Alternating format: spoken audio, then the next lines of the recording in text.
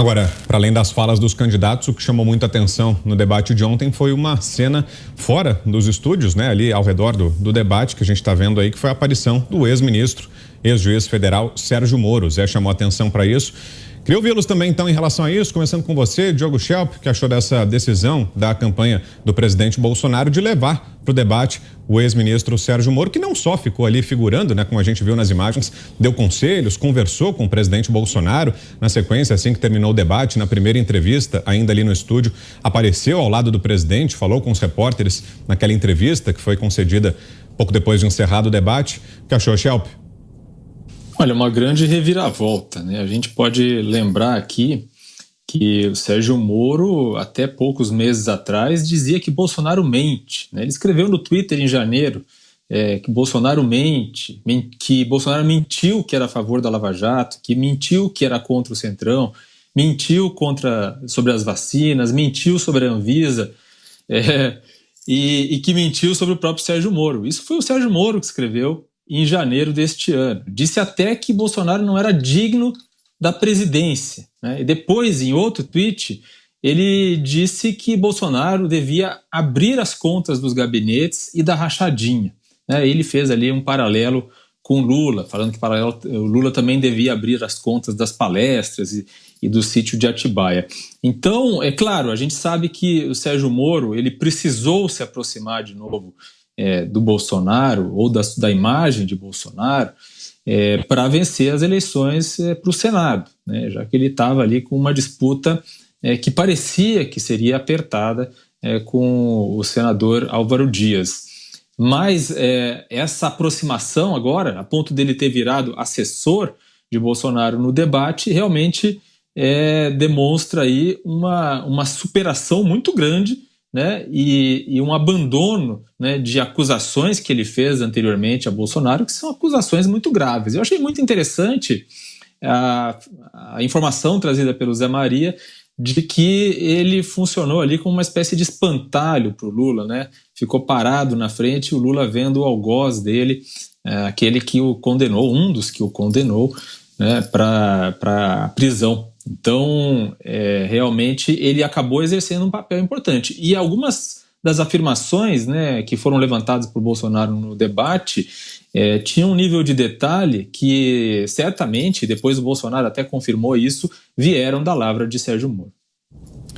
Agora, Ana, para além desse papel na campanha, também depois de finalizada a eleição, em caso de reeleição do presidente Jair Bolsonaro, é mais um nome de apoio ao presidente no Senado, né? A gente tem falado bastante sobre essa dificuldade que o presidente teve no Senado nesse primeiro mandato e agora é mais um nome que se alinha a ele para uma eventual reeleição, mais um nome que vai apoiar as pautas do presidente no Senado, né, Ana? Temos que acompanhar, não é, Vitor? Já que o Moro demonstrou esse tempo todo uma inabilidade, uma falta de experiência na política muito grande. Eu acredito, de verdade, Vitor, que o Moro ele tenha sido muito mal assessorado. Alguém deve ter soprado no ouvido dele: olha, você é maior que o presidente Bolsonaro, você é maior que o Brasil, a Lava Jato é maior do que o presidente Bolsonaro. E ele saiu fazendo acusações, sim, que nunca se concretizaram.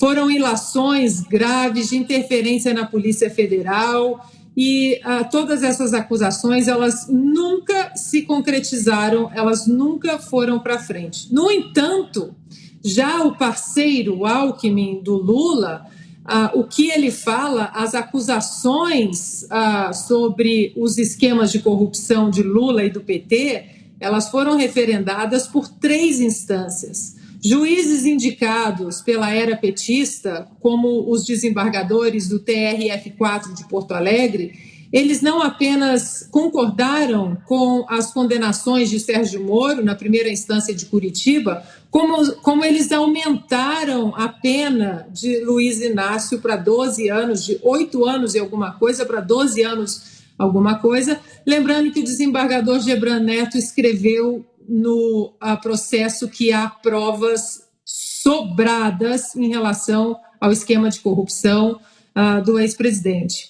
Agora, Moro, ele traz um ponto muito importante, que é a Lava Jato, um ponto de apoio ao presidente Bolsonaro, que é o ponto exatamente de apoio daquele que foi uma das faces da operação que trouxe um banho de justiça para o Brasil, para o lado do presidente Bolsonaro, né? Muitas pessoas até hoje, né, endeusam a Lava Jato. A gente pode até colocar alguns asteriscos na força-tarefa como um todo, mas foi uma força-tarefa que trouxe um banho de justiça para o Brasil, colocou muito peixe grande atrás das grades, deixou o brasileiro sonhar com a justiça e com o império das leis, que não é o que acontece hoje, infelizmente. Há, infelizmente, um desrespeito à nossa Constituição. Na era da Lava Jato, o império das leis ele estava todos os dias na nossa TV, nas brilhantes operações da Polícia Federal, nas condenações, enfim, a força-tarefa como um todo. E demonstrar o apoio dessa força da Lava Jato ao presidente Bolsonaro, esse é um apoio muito importante, é uma mensagem de que o império das leis está com o presidente Bolsonaro. Falta, não que isso seja importante no momento, não é, Vitor? Mas eu acho que em algum momento talvez Sérgio Moro vá precisar fazer um meia-culpa. Olha, eu realmente ouvi algumas pessoas que falaram, me prometeram aí um caminho pavimentado por tijolinhos de ouro, que eu seria grande, isso, e não foi bem isso que aconteceu. Nós vimos Sérgio Moro derreter numa caminhada aí a uma possível candidatura presidencial. Mas é que eu acho que o que importa agora, Vitor, é aquilo que o presidente Ronald Reagan falava. Se eu concordo 80% do tempo com uma pessoa, essa pessoa é um aliado e não 20% um traidor. Augusto. Bom, primeiro, o Sérgio Moro nunca pensou em prender o Bolsonaro. Nunca pensou. Agora, se esse tipo de aliança é feita pelo Lula, aí ela mostra o poder de sedução do Lula, a capacidade de articulação, a vontade de unir o país. Pois ele ficou se aproximou do Alckmin. Não viu uma única crítica de gente que gosta do Lula ao Alckmin por ter dito que o Lula estava voltando à cena do crime. Nada. Chamaram o Lula de chefe de quadrilha, além do Alckmin, o Ciro, que voltou a apoiar o Lula sem nenhuma crítica, o Fernando Henrique chamou também de chefe de quadrilha, veio apoiar, José Serra, Marina Silva e outros. Então é o seguinte, quando o sujeito apoia o Lula, é capacidade de articulação. Quando apoia o Bolsonaro, como é que pode? Pois disse tal coisa. O que disse o Moro sobre o Bolsonaro não se compara nem de longe a 1% do que o Alckmin disse sobre o Lula. O que disse o Alckmin sobre o Lula virou peça de campanha. Nada do que disse o Moro sobre o Bolsonaro virou peça de campanha. Simples assim. Agora, como é que é? É capacidade de articulação ou não? Ele deve recusar o voto? Alguém aqui já viu algum candidato recusar o voto? De alguém espontâneo? Não se negociou nada. Já com o Alckmin, houve negociação e interesses de quinta categoria. Como, por exemplo, a esperança do Alckmin no fator biológico. Ele espera que o Lula morra antes dele para ele assumir. Simples assim. Desculpa, eu falei que o Lula prometeu, no debate ele não prometeu picanha, não. Foi churrasco. Mas ele prometeu picanha antes, em várias entrevistas. Agora, Zé, você falou dessa cena, inclusive, né, desse papel que Moro teria ali na plateia, ao redor do palco ali, como uma tentativa de desestabilizar o Lula. Eleitoralmente, qual que é a ideia da campanha do presidente Bolsonaro? Foi um aceno para aqueles eleitores indecisos ou que se abstiveram no primeiro turno? Como é que é, Zé?